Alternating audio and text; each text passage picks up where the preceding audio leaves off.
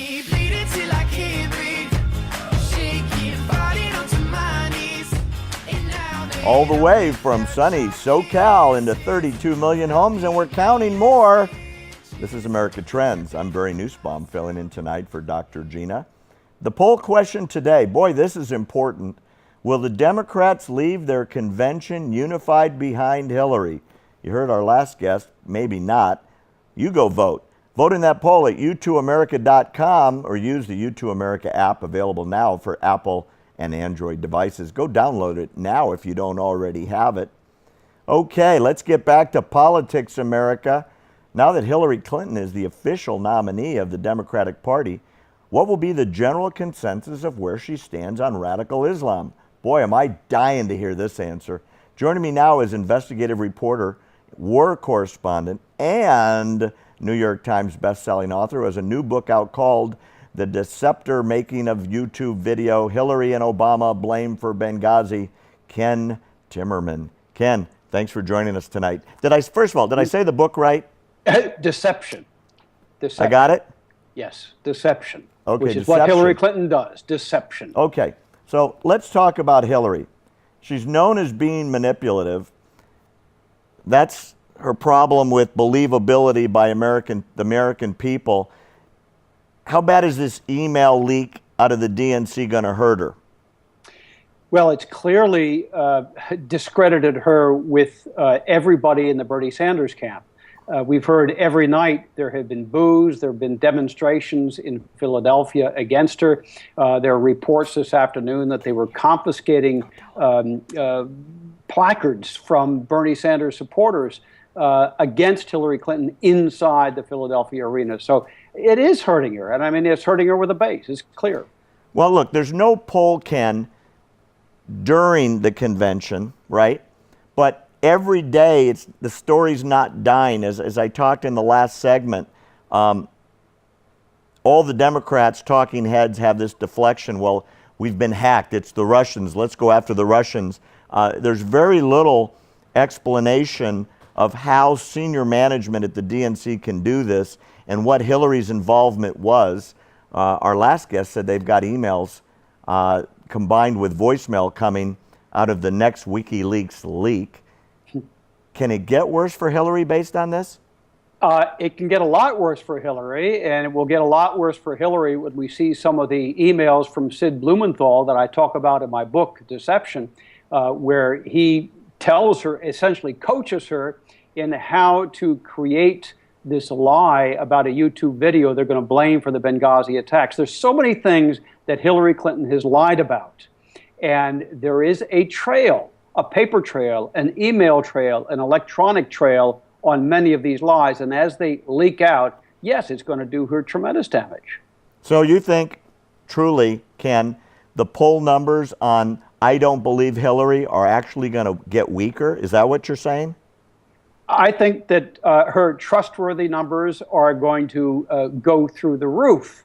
More and more Americans, the more they see of her, the more they hear from Donald Trump. And I must say, Donald Trump today, a masterful press conference.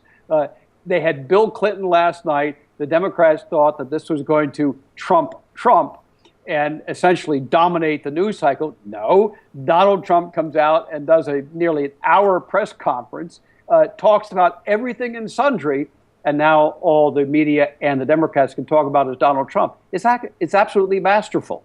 All right, well, let's talk about something that the Democrats aren't talking about. ISIS, radical Islam. Up till a week and a half ago, Hillary Clinton had never said those words. All the terrorism in the United States was a cause for more gun control or a need to control workplace violence. She finally said it, and said it in a way like, okay, I said it, as if now leave me alone. Going forward, the perception is the Democrats don't want to talk about it because they've been phenomenally weak. Are they going to change their policy going into the heavy part of the campaign starting next week? Can they? No, they won't, and they can't change their policy. Look, I was in Nice the day before the attack with an Islamist who pledged allegiance to the Islamic State, who mowed down 84 people in cold blood.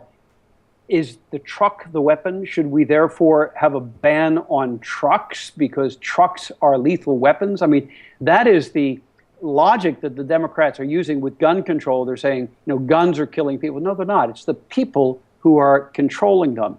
There was an ISIS terrorist driving that truck. Democrats and Hillary Clinton do not want to recognize that. They want to focus on the things that government can control. One day it's guns. Tomorrow it's going to be trucks. Exactly, Ken. You're quoting me from the show the other night where I said the same thing. And sadly and tragically, a priest was sacrificed in front of his own congregation with a knife by an ISIS terrorist wearing an at-home monitoring device because the French police had already arrested him for terrorism. He had a trial coming up, and that at-home monitor followed him all the way into the church where they killed a Catholic priest. And this is the kind of thing that we're facing, and we're going to face it here in this country. Don't think that we're immune from this. That's what Donald Trump is warning about. He's talking about radical Islam. And when he says radical Islam, what he means is people who have been Islamized, who have been, indoctrinated into this supremacist ideology that wants to impose Sharia law and the caliphate here in the United States. And they are legion. It starts with groups like the Council for American Islamic Relations, CAIR, which is a Hamas support group in the United States. And there are many, many groups like that. Our communities are infiltrated by these individuals and by these groups. The administration is infiltrated by these communities and by these groups. All right, let's talk politics, Ken.